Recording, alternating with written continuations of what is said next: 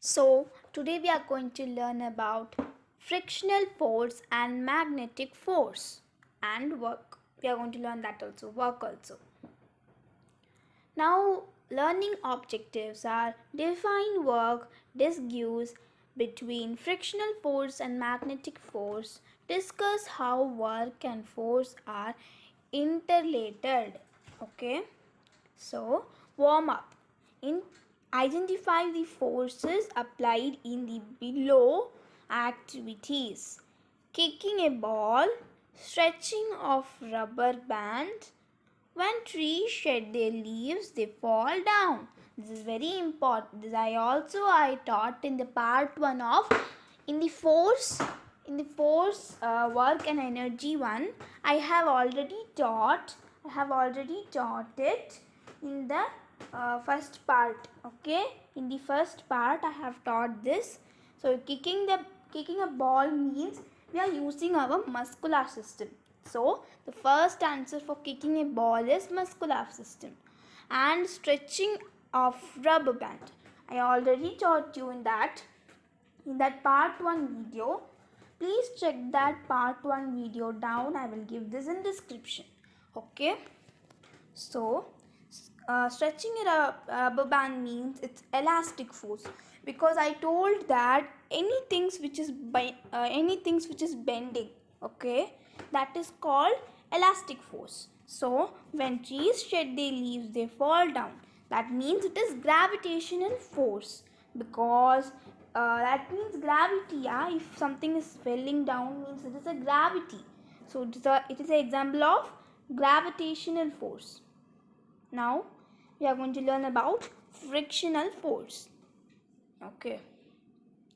A bicycle slows down and stop after a distance if you want, paddling it, and a ball rolled on the ground stops covering some time. What is stopping them from moving their own? Moving things slow down or stop moving or they're on because some kind of force acts on them. Okay, the force is this force is called the force of friction of or frictional force. Friction is the force that resists motion when the surface of one object comes in contact with the surface of another. Okay, so this is a type of force. See, frictional force means that we are stopping something. Even we are riding a bicycle, that time you're stopping. Yeah, so that is also an example. Means this they are bending. Okay, she is bending here. She want to stop. If she not stopping, means she will fell down. Okay, if she's doing like that, yeah, she's standing like that, she's trying to stand like that. So if she's not having a force to stop, okay, then she will fall down.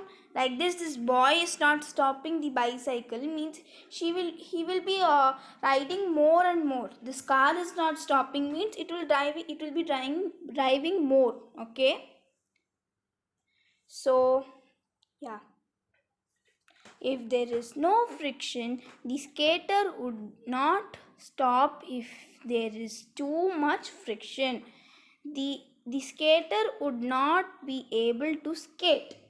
Okay, that means remember, apply a force in the opposite direction and stop a trolley from sliding down a slope. Yeah, this is also an example. If you're going to any market, there will be a trolley. So if you're taking wherever you're going, that time you will carry your trolley with you. So if you want to stop your trolley, means this frictional force is the very important. If this frictional force is not there, then you will not stop this trolley. Okay, therefore the frictional force is very important.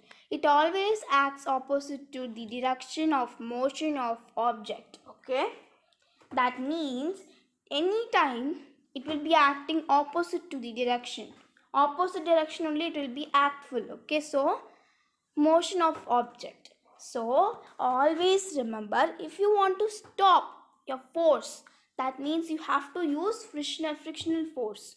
Okay, then only you will be stopping. If you're not stopping, means you will be continuously going on. Okay, yeah. There is also friction due to air. It is called air friction or drag. There is also friction due to air. It is called air friction or drag.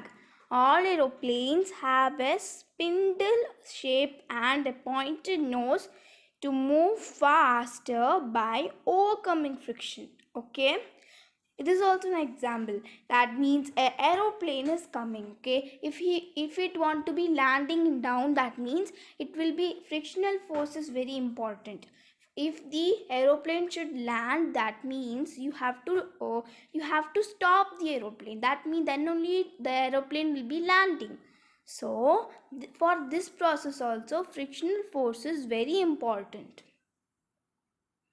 Now we are going to learn about magnetic force. A magnet attracts some metals and metal objects such as iron, nails. It also attracts and repel other magnet with a force. This force is called magnetic force. When often stick beautiful fridge magnet on our refrigerators, try a stick the same magnet on the plastic object. Does it stick? No, it will be not sticking, because this magnet, always it will be sticking in a iron. Okay, so for example, in iron objects also it will be sticking. For example, there is many iron objects we are seeing, like a key is also a magnet. This key is also made of iron, so a magnet will be sticking in the iron. Okay, but this plastic is not made up of iron, so the plastic will not be sticking. Example of magnetic materials: metals like nickel knife, cobalt coin, steel spoon, iron knife, iron iron nail, steel paper clip. These all are the examples of magnet materials. Okay, examples of non-magnetic materials like paper, glass, plastic, rubber, wood. These all are example of non-magnetic materials. Okay, did you know our planet is a giant magnet? Much of the earth is made of iron, which creates a magnet field that surrounded earth. Long ago, people noticed one end of a magnet pointed north, so they called it the north seeking end. The same happened with the south seeking end. It was the same happened with the south seeking end. It was shortened to north and south poles of a magnet. Work. Now we are going to learn about work. In general, the term work means any physical or mental activity. For example, reading a book is mental work, while lifting a book is physical work. That means reading a book means it's a mental work. Okay, while lifting a book is physical work. But in science, reading a book is not considered as a work. Similar, no work is done while standing at a place with a heavy load on the head.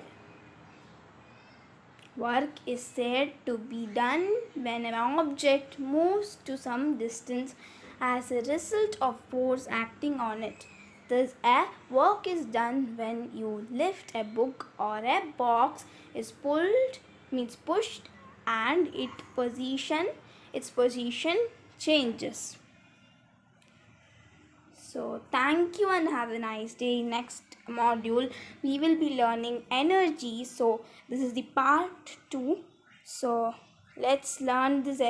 let's learn about energy. We will learn in next part 3. So this is part 2. So I hope like the video. If you like this video, then please subscribe, like, comment and share.